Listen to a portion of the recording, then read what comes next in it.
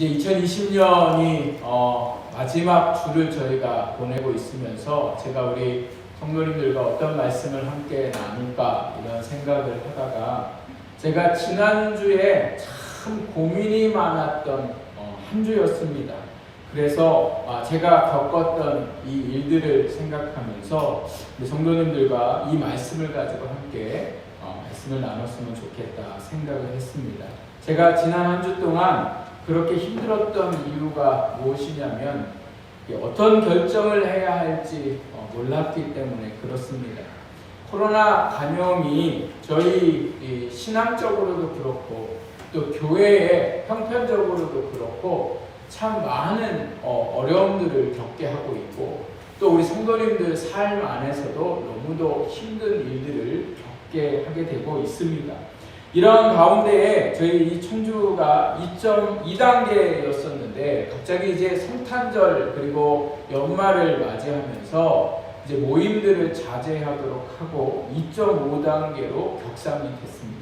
그래서 예배를 2단계 때는 그래도 좀 인원을 나눠서 예배를 드려도 저희가 괜찮았는데 2.5단계로 이제 격상을 하면서 방침을 내놓기를 이제 온라인 예배로 예배를 드리되 온라인 예배 관계하는 분들 포함하여 20명 이렇게 예배를 드리라 이렇게 해서 저희가 이제 지난 성탄 예배를 드렸습니다. 그래서 또 예배를 그렇게 드렸더니 이제 교회에 이제 오셨던 이제 시청과 도청 분들이 온라인과 관계된 분들 20명이다 이렇게 이제 얘기를 하세요. 그래서 저희가 부득이하게 또 그분들하고 또 뭐 이렇다 저렇다 얘기하지 않고 그냥 그러면 그 방침대로 저희가 이렇게 하도록 하기 위해서 이렇게 예배를 드렸습니다. 근데 이 예배를 드리는 동안 제가 결정하는 동안 성탄절 예배도 있고 또 송구영신 예배도 있고 또 기도회도 있고 또 저희가 또 막 말씀 카드도 송구영신 예배 때 나누려고 또 준비도 하고 준비해 놓은 것도 많은데 이거 다 할 수가 없는 상황에 이르렀습니다.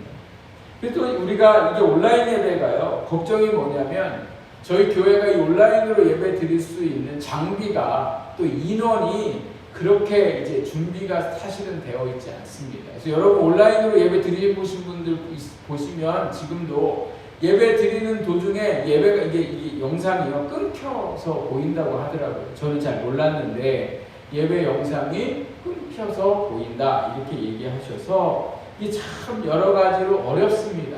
그래서 좀 큰 교회고 이러면 인원이 좀 있으면 뭐 이렇게 저희가 영상으로도 또 자막으로도 온라인을 보면서 이렇게 쉽게 할 수 있는데 오직 저 핸드폰으로 찍어서 찬송가로만 찬양을 하고 영상은 뭐 볼 수도 없는 이런 상황 가운데에 제일 중요한 문제가 뭐냐면 신앙과 관련되어 있기 때문에 그렇습니다. 온라인으로 예배 드린다는 거 드려보시는 분들도 알지만 참 예배가 쉽지가 않습니다. 마음이 되는데 마음이요 해이해지고 또 복장도 그렇고 또 집에서 예배 드리다 보면 뭐 이렇게 분주한 것들이 눈에 보이는지 모르고 또 스마트폰으로 보다가 보면 문자도 오고 뭐 별의별 것들이 다 오기 때문에 이게 예배에 집중을 할 수가 없습니다. 그래서 시간도 그렇고 마음도 그렇고 온전히 하나님을 예배할 수도 없고 또 하나님 앞에 드려야 할 예물도 자꾸 어떤 분들 예배드리니까 그런 얘기 하시더라고요. 온라인으로 이제 헌금하려고 하니까 자꾸 까먹는다고 말씀하세요. 이렇게 여러 사정들이 저희가 온라인 예배를 드리는 동안 일어나게 됩니다. 그래서 이런 문제가 있으니까 저도 처음에는 그냥 예배를 드릴까 아니면 온라인으로 드려야 될까 이게 너무 고민이 되고 또 온라인으로 예배 드리면서 이게 예배가 될까 안 될까 하는 고민도 있고 또 지금 있는 우리가 송구영신 예배 해야 되나 아니면 계속 강행을 해야 되나 여러 고민들이 저에게 있었습니다. 감염자들은 계속 나오고 예배를 강행하기는 어려운 선택 현실 속에 있으면서 어떤 선택을 해야 할까가 저에게 참 많은 고민을 갖게 했는데요. 오늘 우리에게 주시는 하나님의 말씀을 보면 어떤 결정을 해야 할지 고민 중에 있는 사람 사람이 나옵니다. 그 사람의 이름이 누구냐면 르호보암은요, 우리가 알고 있는 솔로몬 왕의 아들이었고, 솔로몬 왕 시대에는요, 이스라엘 백성들이, 이스라엘 나라가 가장 화려한 시대였었습니다. 할아버지 솔로몬 왕의 시대에 꽃을 피울 수 있도록 다윗 왕은 다 준비하는 왕이었어요. 다윗 왕 때에 이스라엘의 땅들이 가장 넓었을 때였고, 그 넓은 땅과 또 많은 재정들을 비축해 주어서 이제 다윗의 왕의 아들이었던 솔로몬이 그 모든 것들에 꽃을 피울 수 있어서 문화적으로 또 국방적으로도 가장 화려했던 시대가 바로 솔로몬 시대였습니다. 그 화려한 시대를 이어받은 왕이 이제 르호보암 왕이었는데, 문제는 뭐냐? 솔로몬 왕이 죽고 나서 르호보암이 나라를 다스리게 되었을 때에 르호보암은 모든 것이 다 잘 될 줄 알았어요.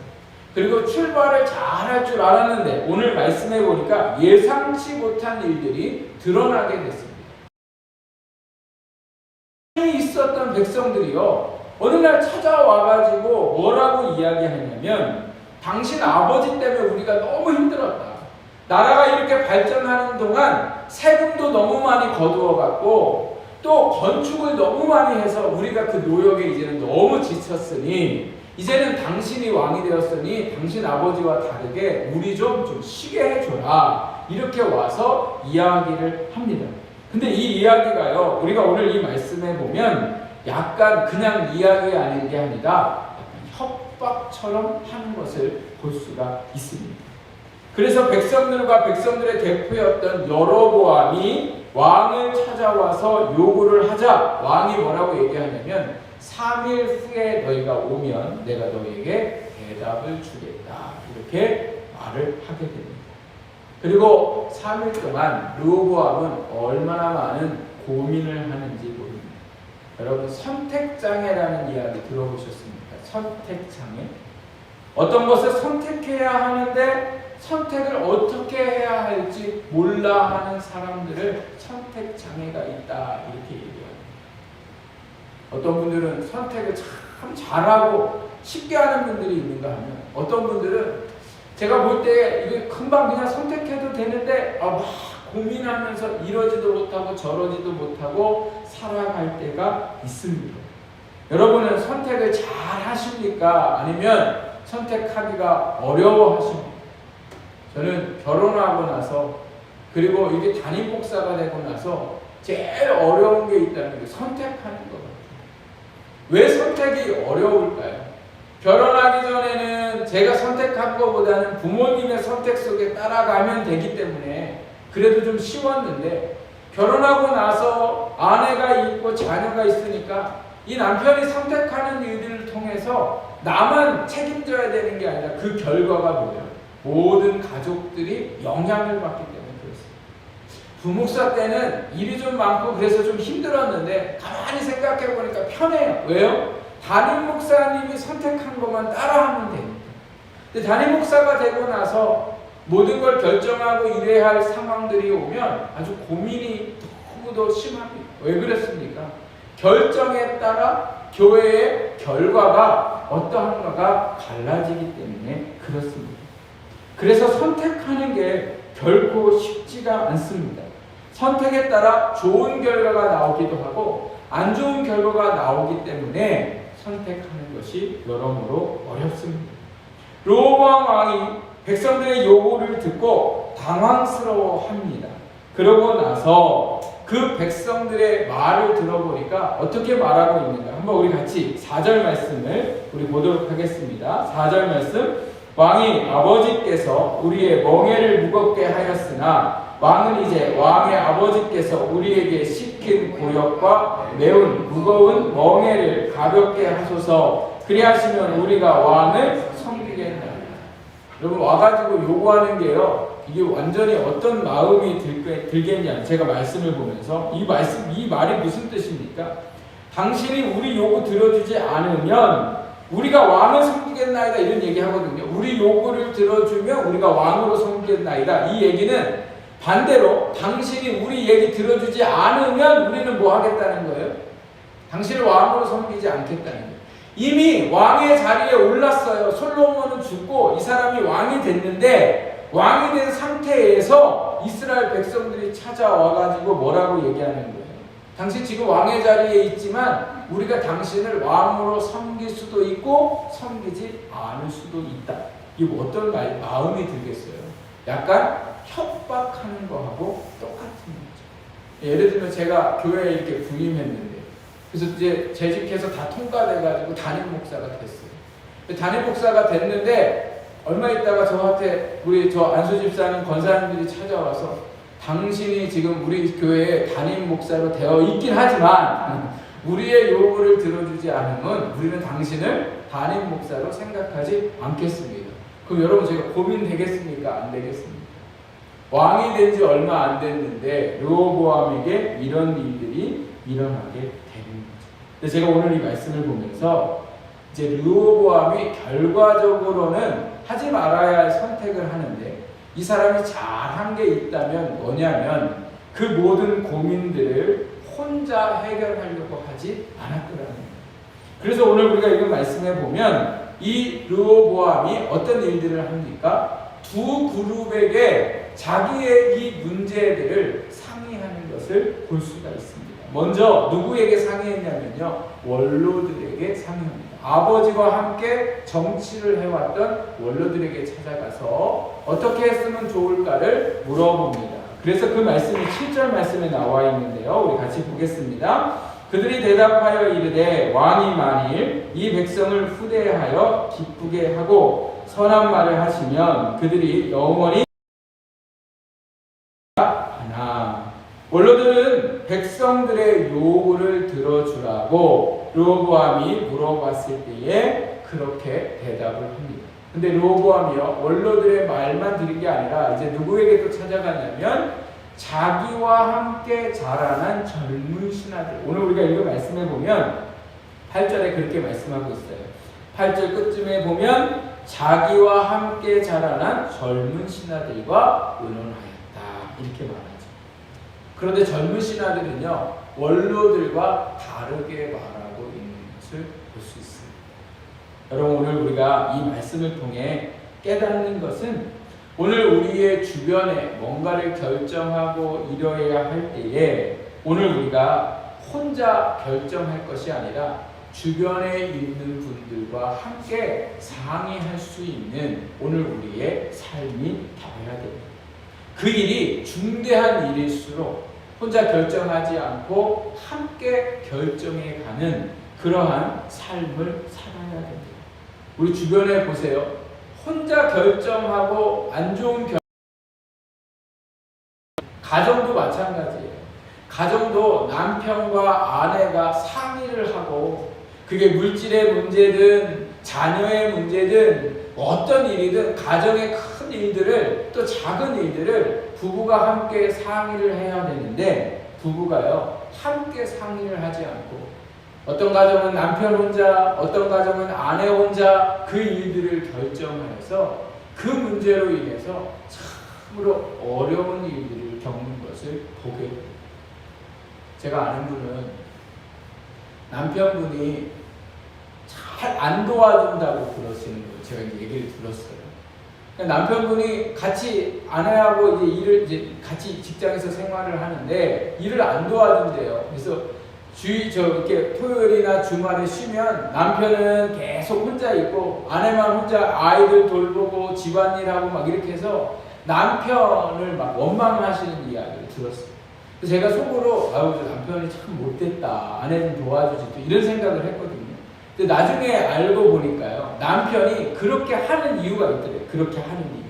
그렇게 하는 이유가 뭐냐면 이 부인분이 혼자 독단적이신 거예요.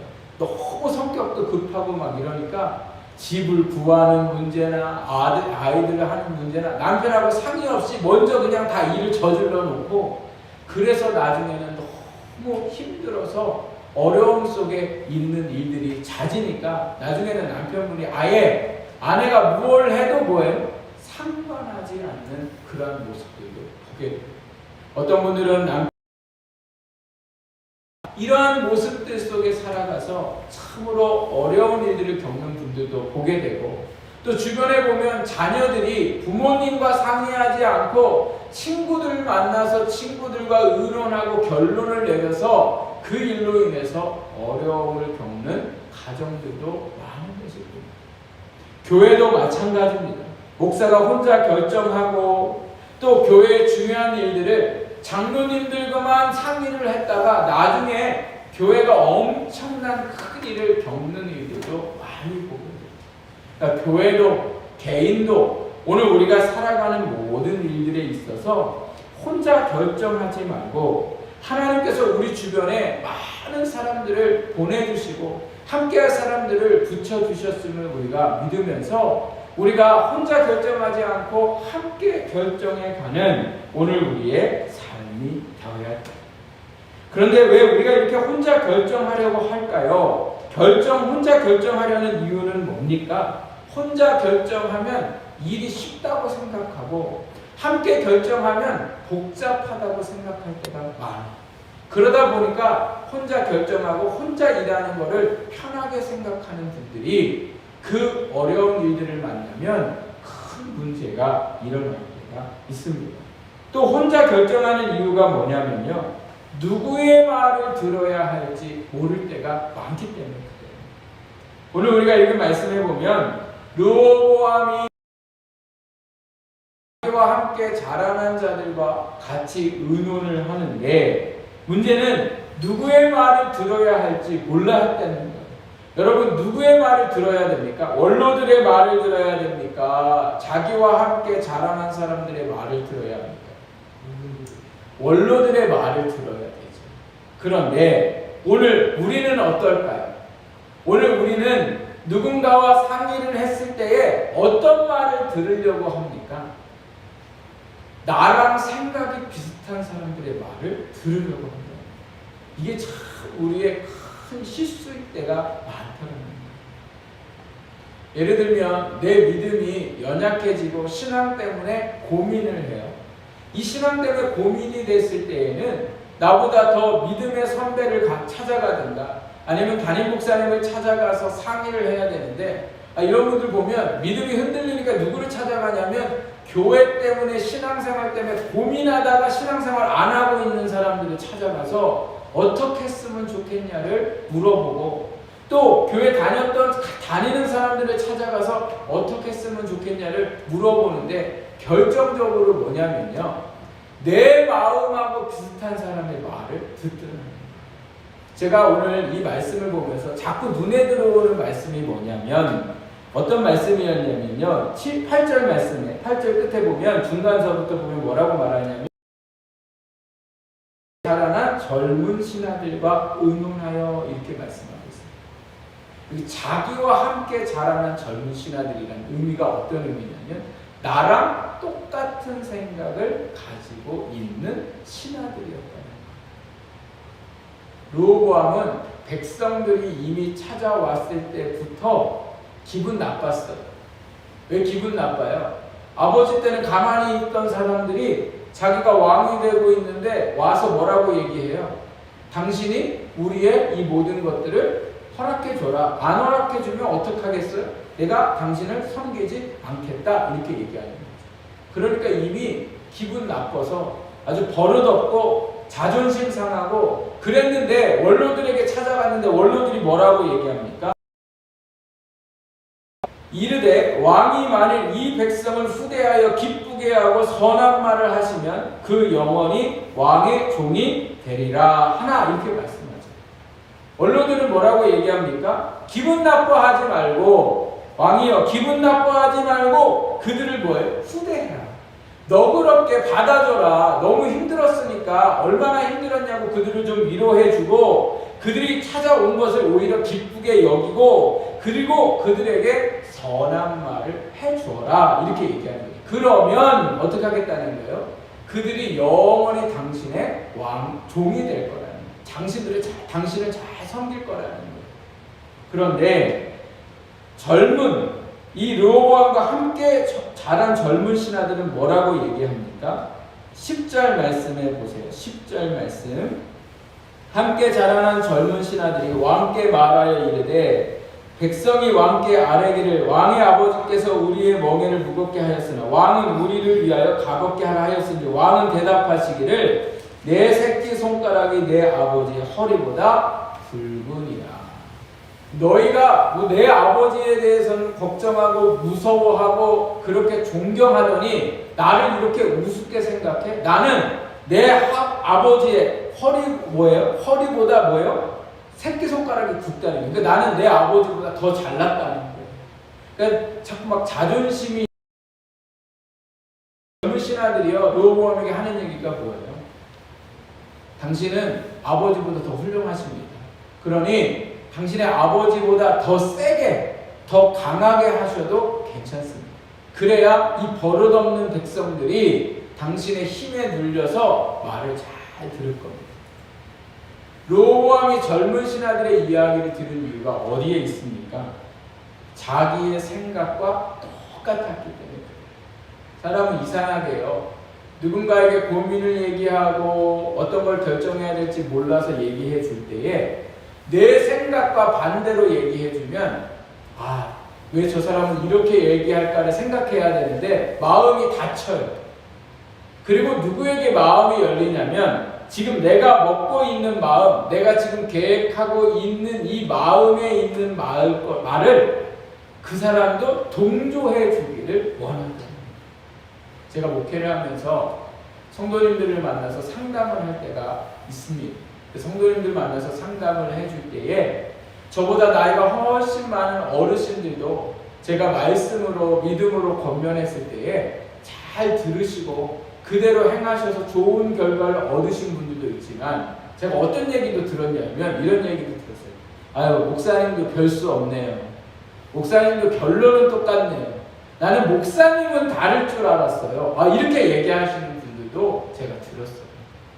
물론 똑같은 얘기를 해서 그럴 수도 있지만 그래서 제가 그 집사님한테 이런 말씀을 드렸어요. 집사님, 저랑 같이 다른 목사님들이 똑같이 얘기했다면 이 말을 하나님께서 내게 주시는 말로 들을 수 있는 믿음이 필요하다. 지금 집사님은 나한테 상의하러 온 마음에 있는 것을 목사님이 좀 동조해주고 그래서 목사님도 나랑 생각이 똑같으니까 나 이렇게 해도 되는구나 라고 그 말을 듣고 싶어서 지금 오신 것 같다. 제가 이렇게 말씀드린 적이 있어요.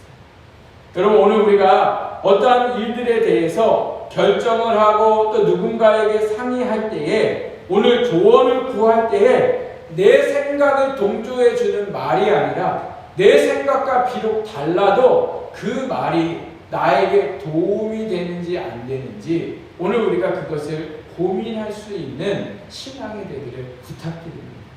그래야 오늘 우리가 그 모든 일들에 있어서 결정하는 데에 어려움을 겪지 않더라는 거예요. 혼자 결정하고 혹은 내가 생각하고 있는 것들을 누가 나한테 동조해 주기를 바라고 결정하는 게 아니라 많은 사람들의 이야기를 듣고 그것에서 지혜를 얻을 수 있는 오늘 우리의 삶이 되어야 됩니다. 오늘 르호보암이 결국 원로들의 말을 버리고 젊은 신하들의 이야기를 들었을 때 결과가 어떻게 됩니까? 이스라엘의 12지파 중에 10지파가 이 말씀에 보면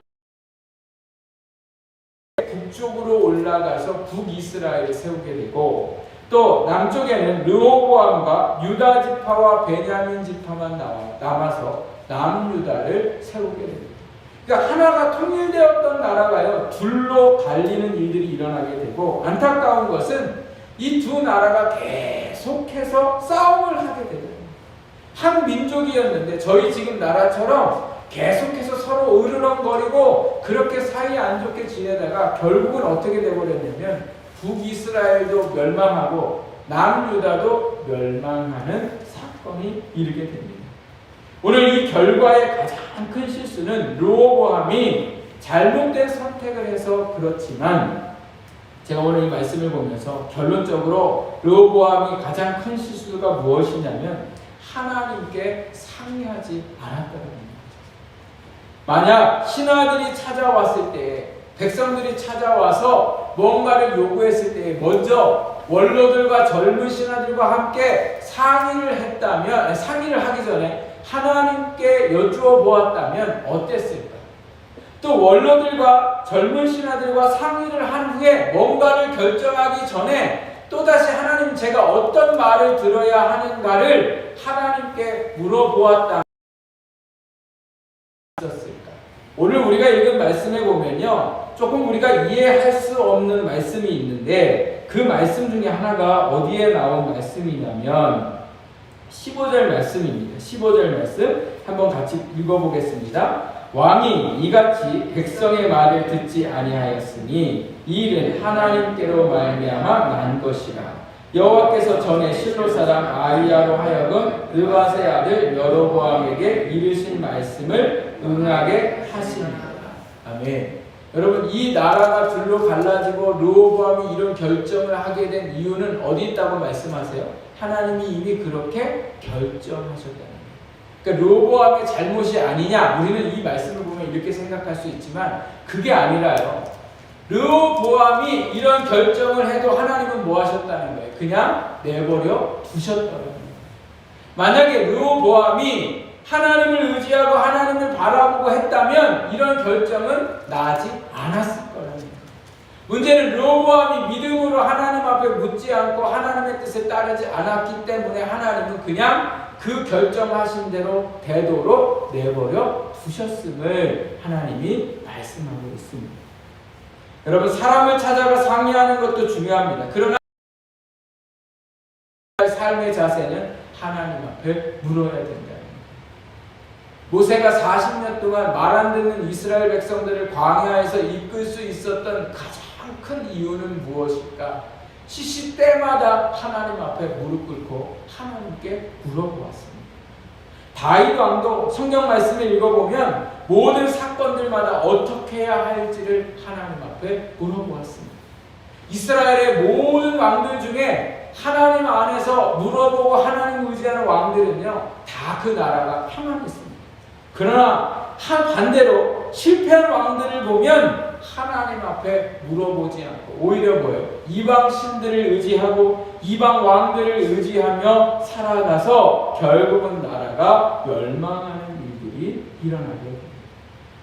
저희가 오늘 마지막 주를 보내고 이제 2021년도를 맞이하게 되는 시점에 와 있습니다. 여러분, 한번 생각해 보세요. 내가 그동안 이 1년 동안 많은 것을 결정할 때에 얼마나 내가 하나님과 상의를 하고 내가 믿음의 선배를 찾아다니고 내가 담임 목사님과 어떤 관계 속에 내가 어떻게 같이 기도하며 살았는지, 아니면 그냥 나 혼자 생각하고 나 혼자 결정하고 또 믿지 않는 자들과 상의하고 오늘 하나님을 의지하지 않은 채 우리가 그러한 삶의 결정을 하고 이제는 누구에게도 답을 얻을 수 없고 누구도 어떻게 해야 할지 모르는 우리의 상황에 되어 있습니다.